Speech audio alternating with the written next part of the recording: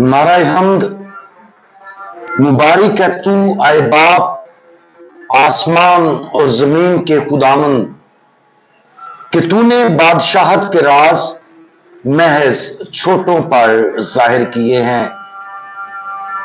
آج ہم مقدس لوکا کی انجیل اس کا 6واں باب اور اس کی 5ویں آیت پر دھیان و گیان کریں گے، اور آج ہم خداوند یسوع کا الہی قانون اس کے بارے میں سنیں گے۔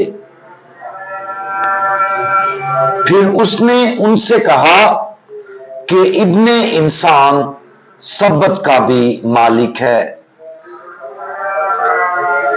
خداوند یسوع مسیح کا یہ مختصر لیکن طاقتور بیان ان فریسیوں کے جواب میں بولا گیا جنہوں نے خداوند یسوع مسیح سے سوال کیا کہ اس کے شاگرد بظاہر سبت کے دن وہ کام کیوں کر رہے تھے جو غیر قانونی اور سبت کے دن کرنا روا نہیں۔ وہ کھیتوں اور اس کے شاگرد بالیں توڑ کر اور ہاتھوں سے مل کر کھا رہے تھے۔ فریسیوں کی طرف سے یہ چیلنج اخلاقی قانون کے بارے میں ان کے محتاط انداز کو نمایاں کرتا ہے۔ خدا کی طرف سے موسیٰ کے ذریعے دیے گئے 10 احکام میں سے تیسرے حکم کو یاد کریں تو سبت کے دن کو پاک رکھنے کے لیے یاد کر، 6 دن تو کام کر اور اپنے سب کاروبار کر، مگر 7واں دن خداوند تیرے خدا کے لیے سبت ہے، اس میں تو اپنے لیے کچھ کام نہ کر۔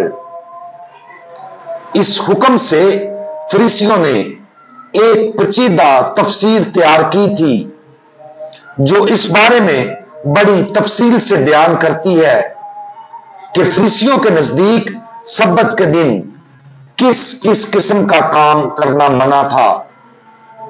ایسا ہی ایک قانون بالیں توڑنے اور اسے ہاتھوں سے ملنے کے متعلق تھا، اور چونکہ شاگرد ایک ایسا ہی کام کر رہے تھے اس لیے فریسیوں نے فیصلہ کیا کہ شاگرد تیسرے حکم کی خلاف ورزی کر رہے تھے۔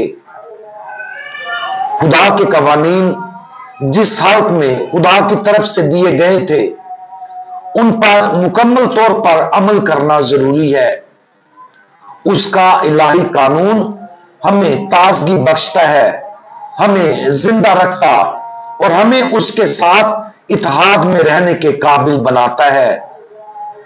تاہم فریسیوں نے خدائی قانون کی انسانی تشریح کے ذریعے لوگوں کی زندگیوں کو کنٹرول کرنے کی کوشش کر کے ان کے لیے جینا محال کر دیا تھا۔ خداوند یسوع مسیح نے یہ کہہ کر کہ ابن انسان سبت کا بھی مالک ہے واضح کیا کہ فریسیوں کے ذریعے سکھائے گئے تیسرے حکم کی یہ مبہم تشریح اس الہی قانون کی سچائیوں سے مطابقت نہیں رکھتی۔ اس تصادم سے سیکھنے کے لیے ہمارے لیے ایک سبق ہے، اور وہ یہ ہے کہ ہم میں سے ہر ایک آسانی سے اسی طرح کے جال میں پھنس سکتا ہے۔ ہم اپنے انسانی تصور سے خدا کے حقیقی قانون کو ایمان اور اخلاقیات کے ساتھ آسانی سے تبدیل کر سکتے ہیں۔ ہم کمزور انسان ہیں، اس لیے زندگی میں بہت سی چیزیں ہیں ہماری سوچ اور یقین کو جو متاثر کرتی ہیں۔ جذبات، عادات، خاندانی تعلقات، دوستیاں، میڈیا اور بہت سی دوسری چیزیں ہمیں طاقتور طریقوں سے متاثر کرتی ہیں، کبھی اچھائی اور کبھی برائی کے لیے۔ اس لیے ہم آسانی سے ایمان اور اخلاقیات کے بعض فیصلوں پر جو کہ معمولی غلطیوں پر مبنی ہوتے ہیں ان تک پہنچ جاتے ہیں۔ نتیجتاً ہم اپنی سوچ اور یقین میں آسانی سے پٹڑی سے اترنا شروع کر دیتے ہیں اور وقت گزرنے کے ساتھ ساتھ ہمیں معلوم ہوتا ہے کہ ہم خدا کی سچائیوں سے بہت دور ہو گئے ہیں۔ جب ایسا ہوتا ہے تو عاجزی سے خداوند یسوع مسیح کو تسلیم کرنا اور اپنے عقائد کو بدلنا مشکل ہو سکتا ہے۔ آج اس عاجزانہ سچائی پر غور کریں کہ یسوع اور صرف خداوند یسوع ہی خدائی قانون کے مالک ہیں۔ اس کا مطلب یہ ہے کہ جب ہم خداوند یسوع مسیح کو اپنے آپ سے بات کرتے ہوئے سنتے ہیں تو ہمیں اپنی رائے کو تبدیل کرنے کے لیے ہمیشہ کھلا رہنا چاہیے۔ کسی بھی ایسے طریقے پر غور کریں جس میں ہم اپنی رائے کے ساتھ حد سے زیادہ منسلک ہو گئے ہیں۔ اگر وہ امن، خوشی، محبت، خیرات اور اس طرح کی چیزیں لاتے ہیں تو وہ سب سے زیادہ خدا کے ساتھ اتحاد میں ہیں۔